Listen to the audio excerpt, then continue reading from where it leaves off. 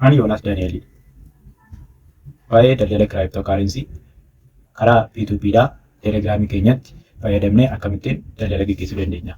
Isa jedhu isinitti agarsiisuudhaaf dhufe. Akkuma isin agartan yuutuubiin koo sabiskiraayibii hin qabu.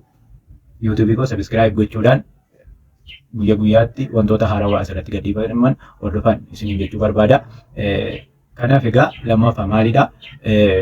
Daldalli kiraayiptookaarensii teelegiraam waaleetii keenyatti fayyadamnee akkamittiin gaggeessuu dandeenya.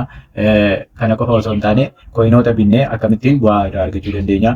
Akkamittiin fayyadamuu dandeenya isa jedhudha. Lammaffaa akkaataa itti teelegiraamii keenya veerifaayii goonee daldala kiraayiptookaarensii gaggeessuu dandeenyu asumaan isinitti agarsiisaa jechaadha. Kana malees immoo karaa teelegiraam waaleetii keenya P2P keessatti exchange gochuu tiraansaakshinii gaggeessuudhaa fi wanti nu barbaachisu maallaqni keenya osoo karaatti hin nyaatamin osoo karaatti hin badin bifa kamiin bifa seerawaa ta'een fayyadamuu dandeenya. Isa jedhu jalqabaa kaasee amma xumuraatti isinitti agarsiisa jechaadha. Koorsiin kun wantoota babbareedoo of keessaa qaba jechaadha. Kanaaf egaa fuuldura keenya ilaallee wanta jireenya keenyaaf nu fayyadu irratti beekumsa keenya, yeroo keenya, qabeenya keenya yoo investi gochaa kan deemnu taate fuuldura keenyatti waan gaariitu nu eeggata waan ta'eef hanga xumuraatti koorsii kana na hordofaadha. Yuutuubii kana sabiskiraayib godhaa, laayik godhaa. Kallattumaan gara teelegiraam waaleetii keenyaa deemna jechuudha. Teelegiraam waaleetii keenya ni banna jechuudha. Erga isa bannee booddee kallattumaan gara P2P isa jedhu seennee P2P kan jedhu kiliik goonaa jechuudha. Tole egaa erga kiraayiptoo isa jedhu kana erga filannee booddee gosa kooyinii bitannu fakkeenyaaf nootti yoo ta'e noot kooyinii yoo ta'e noot kooyinii USDT yoo ta'e USDT biitkooyinii yoo ta'e biitkooyinii akkuma barbaachisummaa isaaniitti erga filannee booddee egaa amma gara filannoo isa kan biraatti ceenaa jechaadha. Kana jechuun gaafan jedhu maal jechuudha fakkeenyaaf Quick Lion kan jedhamu noot kooyinii tokko qarshii 2 fi saantima 32tti gurguraa jechaadha. Akkasuma available nootii kan inni gurguruu danda'u 3,456 tuqaa 72 noot kooyinii gurguruu danda'a. Akkasumas immoo kan inni birriin itti gurguruu danda'u birrii 500 hanga qarshii 5,000tti gurguruu danda'a jechaadha. Peeyimenti meetidiin isaa kan inni fayyadamuu danda'u maalidha? Koomershaal Baank of Itoophiyaa fi Teelee Birrii fayyadamee gurguraa jechaadha. Nun immoo karaa nuti ittiin kaffaltii raawwannuuf karaa CB Birrii fi yookaan immoo Koomershaal Baank of Itoophiyaa fi Teelee Birriitiin ala kaffaltaa raawwachuu fi hin dandeenyu jechaadha. Akkasumas immoo Meerii Kuwiid kan jedhamu kunis isa kana yoo ilaalle persentii 95 gurgurtaa raawwateera jechaadha. Avaayilabiliin isaa 2,379 tuqaa 38 akka noot kooyinii gurguruu danda'a. Limiitiin isaa qarshii 1,000 kaasee hanga qarshii 5,520tti gurguruu danda'a jechaadha birrii Itoophiyaatiin.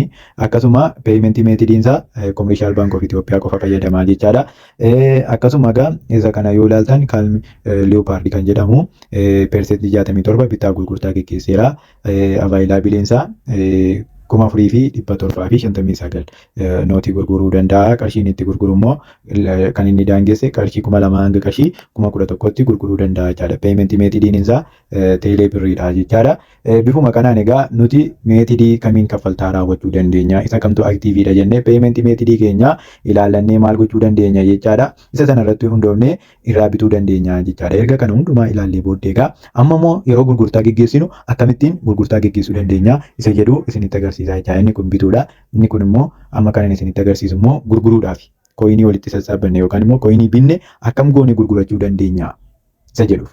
Kooyinii binne yeroo gabaan isaa ol ka'u yeroo inni qaala'u akkamittiin gurgurachuu dandeenya isa jedhuuf seel kan jettu kana keessa ni seennaa jechaadha. Erga seelii isa jedhu kana keessa seenneeti akkuma dura jennee meetidii filannaa meetidii nuti itti fayyadamnu Teelee Birrii jedhamu Koomershaal Baank Itoophiyaa jedhamu Abiisiiniyaa Awaashii isa jedhu ni filannaa jechaadha. Fakkeenyaaf ana akkuma dura isinitti hime Teelee Birriitu irra naa mijata waan ta'eef isa sanan filadha.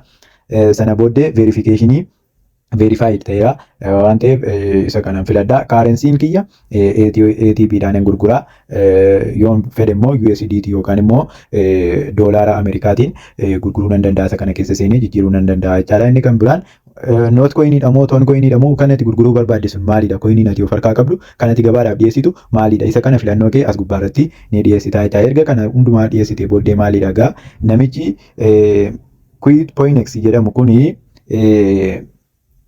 qarshii birrii Itoophiyaa qarshii 2 fi saantiima 29 maal ni godha jechaadha. Koinii nurraa bituu danda'a jechaadha. Koinii inni nurraa bituu danda'u availability 2600 nooti nurraa bituu danda'a yookaan immoo nooti koinii 2600 nurraa bituu danda'a. Birrii Itoophiyaa 1000 hanga 5953 tti bituu danda'a. Payment method kan inni itti raawwachuu danda'u teelee birriidha. Fakkeenyaaf anaaf naa mijataa jechaadha. Ana immoo teelee birriin filadhe waan ta'eef namicha kanatti gurgurachuu nan danda'a jechaadha. Bifuma kanaanii erga isa kana hundumaa adda baafannee booda payment method isaa kan nu mijatu gatiin isaa kan mijataa ta'e hunda isaa erga adda baafannee booddee itti gurguruu dandeenya jechaadha. Kanaaf egaa kallattumaanii diipilee akkamittiin binnee gurguruu dandeenya isa jedhu gochaan isinitti agarsiisa. Seetingii isaa meetidii kan itti fayyadamu teelee birrii haa ta'u teelee birrii banee amma egaa koinii bituudhaaf hin deemaa jechaadha. Verification ID'n kiyya naashinaal ID'dhaan verified ta'eera.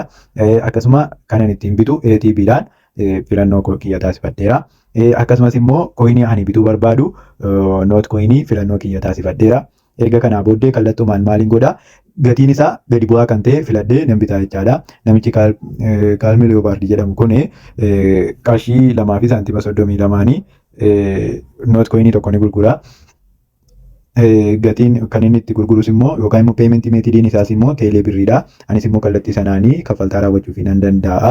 Koinii inni gurguru akka waliigalaatti koinii 4759 gurguruu barbaada.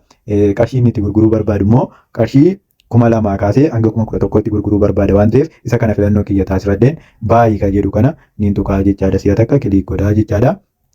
Isa booddee baay'ee kan ergan kan jedhu kana ergan tuqee booda maal naa fidaa maallaqa Itoophiyaatiin maalan kan bituu barbaadu naa baaseera jechaadha. Namichi qarshii 500 kaaseeti waan ta'eef qarshii 500 fi qarshii 500 bituu hin danda'a jechaadha. Namicha kanarra qarshii 5,000 fi takkaan namichi qarshii 5,000 daangisee jira waan ta'eef 5,000 gaafan isa kanarraa bitu maaliin godhaa isa kana exchange yoon godhe hin ta'u jechaadha. Nootii midhaan bitaa jira miti. Maallaqa Itoophiyaatiin bitaa jira yookaan immoo ATB'dhaan bitaa jira waan ta'eef exchange gochuu hin danda'u jechaadha. Kanaaf egaa ishee kana hundumaa ergan godhee booddee kana ergan qarshii 5,000 fi takkaanii noot koinii meeqan bitachuu danda'a jechaadha. Noot koinii 2,148.896 kan jedhu kana ni bitaa jechaadha. Payment methodiin isaa akkuma isin argaa jirtan teelee birriidha. Akkasumas immoo limitiin isaa 2,000 kaasee hanga 10,000 gurguruu danda'a jechaadha. An kanan ittiin bituu barbaadu 5,000 fi qarshii takka achi gidduutti argama waan ta'eef jechaadha. Kallattumaan garamiin deema jechaadha. Baay'ee kan jettu kana si'a takka kiliik godhaa jechaadha. Erga kana booddee isaa mee haa dubbisnu. USDT, crypto, Bitcoin, USD minaamin jedhanii barreessuun hin danda'amu jedha. Kifiyyaa yookaan immoo kaffaltii nama biraa irraa tiraansfer gochuun hin danda'amu jedha. Kaffaltanii osoo hin xumuriin maarkii gochuun hin danda'amu jedha. Afuraffaa irratti erga kaffaltanii booda iskiriinshuutii nuuf ergaa jedha. Inni kun egaa orderii isaa yookaan immoo tartiiba nuti hordofuu qabnudha jechaadha. Isa sana booda erga kana gooneeti kiriit order kan jedhu kana kiliik goonaa jechaadha. Kanaan egaa maal goonaa erga kanaa booddee gaafa isa kana keessa seennu akkaawuntii nuti namicha sanaaf ittiin erginu nuuf ergaa jechaadha. Sana booddee gara isa sana koppii godhanneeti gara eessaa dhannee jechaadha gara teelee birrii keenyaa dhanneedha. Teelee birrii keenyarraati maallaqa akkaawuntii inni nuuf ergi sanarratti ni dabarsinaa jechaadha. Erga sana booddee erga sana maallaqa sana gara akkaawuntii isaatiitti dabarsinee booda iskiriinshuut gooneedha gara kana dhufnee iskiriinshuutii isaaf ni erginaa jechaadha. Sana booddee kaffaltiin ni raawwatama karaa waaleetii keenyaadha. Sana booda karaa waaleetii keenyaadha tiraanzaakshiniin dhufee nuuf seenaa jechaadha. Bifa argitan kanaan tiraanzaakshiniin nuuf seenaa jechaadha. Kunneen tiraanzaakshinii ani kana dura fitee gurguraa turedha jechaadha. Kanaaf egaa yeroo bittaa geggeessinu bifuma kanaan yeroo gurgurullee tartiibuma wal fakkaataa fayyadamnee gurguruu dandeenya jechaadha. Wanta gaaffii isin ta'eef isinitti ta'eef karaa inboksiidha nu gaafachuu dandeessu. Galatooma.